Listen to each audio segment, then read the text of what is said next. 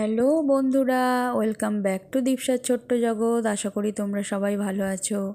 আমরাও খুব ভালো আছি। আরও একটা নতুন ভিডিও নিয়ে তোমাদের সামনে হাজির হলাম।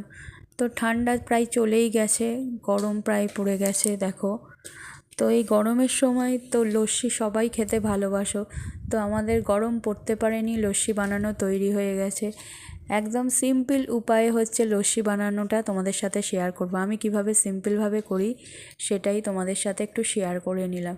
তো সব কিছু যখন শেয়ার করি ভাবলাম লস্যি গরম পড়তে পারেনি, লস্যি খাচ্ছি সেটাও তোমাদের সাথে শেয়ার করি। তো এখানেই দেখো হচ্ছে 200 গ্রামের দইয়ের প্যাকেট হচ্ছে একটা নিয়েছি, আর একটা প্যাকেটে একটুকুনি দই ছিল সেটা নিয়েছি। নিয়ে মিক্সির জারের মধ্যে একেবারে নিয়েছি। টক দই ছিল এটা।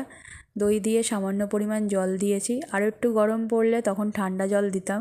এখন যেহেতু সেভাবে অতটা গরম পড়েনি, তো এমনি প্লেন জলই দিয়েছি। এরপর বিট নুন দিচ্ছি। এমনি নুনও দিতে পারো, তবে বিট নুন দিলে টেস্টটা বেশি ভালো হয়। বিট নুন পরিমাণ মতো দিয়ে দেবে, যার যতটা হচ্ছে লাগবে। আমি অল্প করেই করেছিলাম, দইয়ের প্যাকেটটা যেহেতু ছিল কি করব, তাই ভাবলাম হচ্ছে একটু লস্যি বানিয়ে নিই। দুপুরবেলা যেহেতু গরমও লাগছিল। এরপর দেখো চিনি দিয়ে দিচ্ছি। চিনিটাও পরিমাণ মতো, এখানে আমি হচ্ছে 5 চামচ 6 চামচের মতো চিনি দিয়েছিলাম। আমার এখানে মোটামুটি তোমার হচ্ছে 2 গ্লাসের কাছাকাছি আর কি তোমার লস্যি হয়েছিল। তো এবার দেখো মিক্সিটা চালু করে দিচ্ছি, লস্যি হচ্ছে আমার। তো খাটনি তো কিছুই নেই, সব দিয়ে শুধু হচ্ছে মিক্সিটা চালিয়ে দিলেই ব্যাস রেডি। গরমকালে হচ্ছে খুব আরামও লাগে খেতে, আর উপকারীও। লস্যি খাওয়া খুবই উপকারী, বাড়িতে তৈরি করে যদি খেতে পারো। তো গরমকালে প্রায় মাঝে মাঝে করি। তো যেহেতু এবারে গরম সবে পড়ছে আর বানালাম, তাই ভাবলাম তোমাদের সাথে একটু শেয়ার করি।